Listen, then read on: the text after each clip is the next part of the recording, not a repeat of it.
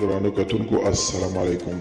زه محمد سلمان همدرد د حق غږ پښتو چینل خبري لنډیز کې ستاسو کوربه اوس تاسو پام را اړوم د مهمو خبرونو لنډیز ته.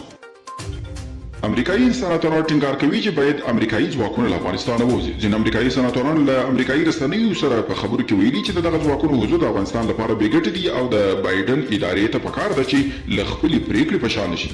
د المان پولیس وایي چې د دې هیواد په جنوب کې د چړو په وسیله په یوه برید کې 3 کسان وژل شوي او 6 نور ټپیان شوي دي. د الماني رسنیو د راپورونو له مخې پیښه په ویورزبورګ ښار کې شوې ده او برید کوونکي د پولیسو لخوا نیول شوي دي. امریکا او فرانسې ایران ته ګواښ کړی دی چې د اټومي هوکړې لپاره کافي وخت نه لري. د امریکا د بهرنیو چارو وزیر انټوني بلینکن له خپل فرانسوي سیال سره په پاریس کې لیدلي دي او د دواړو هیوادونو ترمنځ د اړیکو پر پیاوړتیا یې خبرې کړې دي. او د جنوبي امریکا د کولمبیا د هیواد ولسمشر ایوان دوک مارکیز پر لیږدونکي هلیکاپټر ډزې شوي دي. پیښه د وینزویلا هیواد سره حتی نږدې رامنځته شوې چې په پیښه کې چاته کوم زیان نه دی رسېدلی او په اړه یې څېړنې روانې دي.